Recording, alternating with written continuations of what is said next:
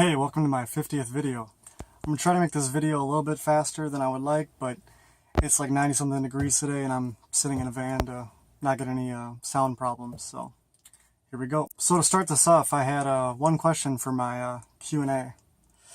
So the question was, what was the funniest injury you got while training? Now, to be honest, I cannot think of a specific time. What I can say is I've had a lot of ankle injuries that may or may not have been funny. But my funniest injury of all time, I'd probably have to say, when I was a little kid, I was on a volleyball court where I used to live, and I was with my little brother playing dodgeball.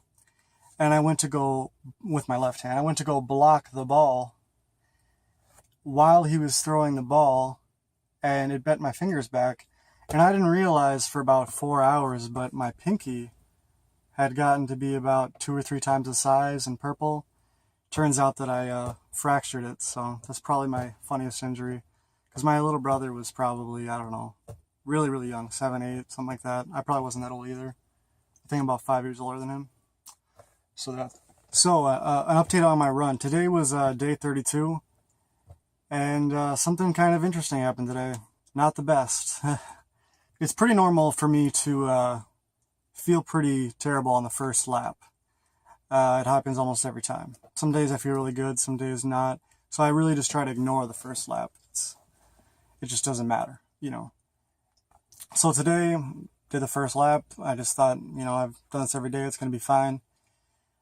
It was really hot today. I don't want to make any excuses. So, but I did know that I was going much slower, about a minute slower per lap, if not more. And on my second lap, it was just more of an intuition type of thing, or maybe whatever I don't know what to call it, but basically I just stopped on the second lap out of 4 laps. So I only ran 0.9 miles today. It just didn't feel right. I think I might have not been eating enough lately. I could have been dehydrated. It could have been a million things. I'm just gonna keep going. You know, I'm running every day. That's what really matters. And I don't want to think too much about it because it could have just been a fluke. So something else that's kind of interesting / funny / painful is I think that I tweaked my lower back. I'm a little bit injury prone. I've probably had about 20, 30 injuries in the last 10 years of my life, which is around when I started working out. So how did I tweak my back? Not sure. Doing some reading online, thinking. I've pretty much come to the conclusion that it was from when I was messing around dancing. Yeah, I've never been able to dance. I'm kind of stiff. It's not really my thing. But I kind of wanted to be able to dance, like just basic little movements. And I think I was just having fun, joking around, and I tried to twerk, and it went fine, but I think that I could have hurt my back from it. So no more twerking. So don't expect any twerking on this channel, probably. So sorry, but that's that.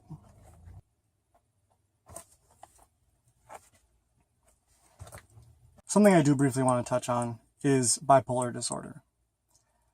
I have bipolar disorder, something I've suffered from my entire life. Sometimes I've denied it or acted like it's nothing, belittled it, like acted like it wasn't as big of a thing as it really is sometimes. But it's never going to get better unless I take it serious, treat it like it really is. I am categorized as mentally disabled. It's affected my ability to work at times. It has greatly affected my interaction with friends, family, things like that. I've lost a lot of people in my life over this. So now that I'm getting older, I'm 24 years old now, I'm trying to take it much more seriously. An example of some problems that I deal with, I'll try not to get too in-depth with this. There are things like rapid speech, hypersexuality. It's bipolar, so there's the highs and the lows, you know, the dogmatic or God-feeling emotions, as well as, you know, I feel like trash. I'm a trash person. I'm nothing, you know, peasant, that kind of those kinds of things. And in the lower side, you'll hear about things like bipolars have a much higher rate of suicide. Not to get morbid or anything, but it's the reality. Twice as likely to die from a heart attack. These are things that I just have to live with. I have to look out for. My father has had a heart attack. My father has also became overweight and had numerous health problems from having a similar disorder to myself. I want people to think of it more as a spectrum. I'm not an expert on this disorder, but it is much more wise to look at mental disabilities as a spectrum, in my opinion. Some people are going to be more affected by the mania, feeling really high. Some people are going to be more affected by feeling really low. And for me, it has changed over the years, which even more so implies to me that it is more of a spectrum. Because I've been diagnosed with almost every form, if not every form, of bipolar disorder, as well as other disorders in their own right. As a child, I suffered from a larger amount of mood swings, as many do. Going through puberty, mood swings is a fairly common thing. So some people will think that I overreact, or my problems are, I can just will them to go away or just get better. This is not the case. This will be an ongoing problem, and I will get better, and I am getting better. I just want to be more personal and open up about this, because it is a part of me. It is a part of my life. So I will occasionally bring this conversation to the forefront. Lately, the largest things that I've been dealing with are irritability and the presumed importance of self. I will act in a way that will make me seem narcissistic or self-important.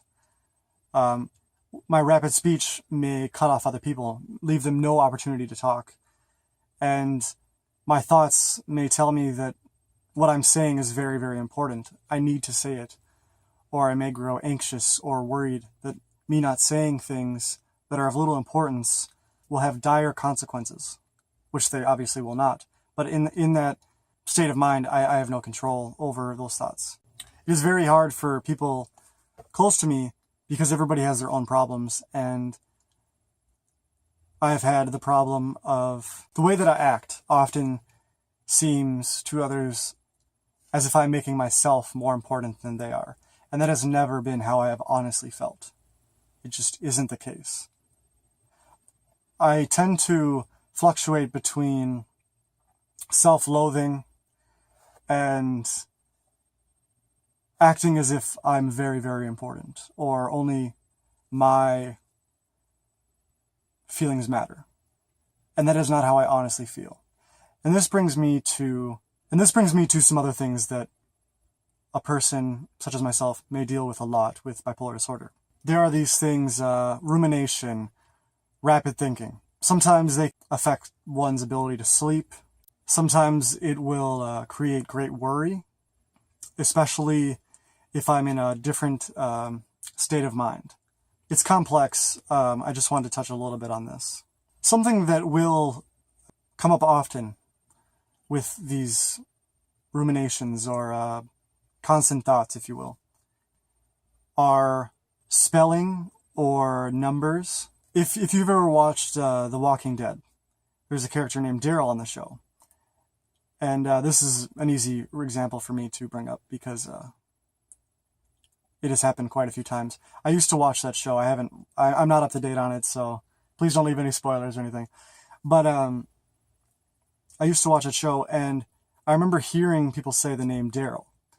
And I have no control over this, and this sounds like an OCD type of thing, but I do not have OCD. But just as an example, I would hear the name, and my mind would I don't know, I think my mind wonders, how is that spelled? Even if I know how it's spelled, it says, oh, how is that spelled? And it will spell that word in my head. I will spell that word in my head numerous times. And I can't stop it. I usually don't even spell it in a different way. I may, but it's usually the same way. And I don't even know if that way is correct. This can happen with words that I already know how to spell. it can be really disturbing, but it's, I guess it is kind of like an OCD type of thing where I feel like I have to do it. Otherwise, I won't stop. A more common version for me is numbers. And this one I can actually help alleviate some of my other symptoms with. So if I completely try to ignore numbers, it will get much worse for me. Numbers could be like adding, multiplying, whatever they may be. It doesn't seem to matter what the numbers are as long as there is a process going on. And something that I've always gravitated towards is averaging. So let's say you bench 200 pounds and some YouTuber you watch or somebody you really care about, some YouTuber you watch or some celebrity benches 400 pounds. So in my mind, it might say something like, oh, well, the average is 300. So if you get 300, you'll matter. You know, that's kind of like the negative side of things, I guess. So with running or powerlifting or working out, seeing numbers keeps it for later on. Those numbers won't be flowing through my head with, you know, without a need or without a want for them to be going through my head. So timing myself on my runs every day can help me. If my brother comes out and tells me my laps, it can help me. It's something to think about.